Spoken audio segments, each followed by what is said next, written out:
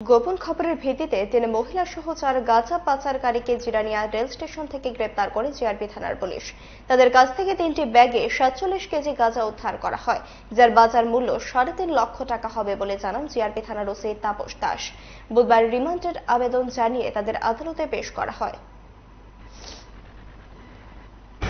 গতকালকে আমরা একটা গোপন খবরের ভিত্তিতে জিরানিয়া রেল স্টেশনে ৩ জন মহিলা এবং 1 জন পুরুষকে আটক করা হয় এবং সেই সঙ্গে জিরানিয়া থানা এবং বিএসএফেরও সহযোগিতা নেওয়া হয়েছে।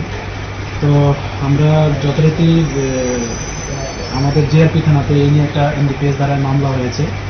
তো তাদের নাম, একজন মহিলা, ওনার নাম সবিতা পাল, বাড়ি গৌতমনগর 2 নম্বর, যা বিশালগড় থানার আন্ডারে। আরেকজন হলেন শ্রীমতী রিঙ্কু নমো, যা সূর্যমণিনগর আঞ্চলিক থানার আন্ডারে। এবং তৃতীয় যিনি হলেন শ্রীমতী মমতা শীল, ওনার বাড়ি গড়িয়ামারা বিশালগড় থানার আন্ডারে। আর একজন মিঠুন চক্রবর্তী, একজন ছেলে, ওনার বাড়ি শিলচর, আসাম রাজ্যে।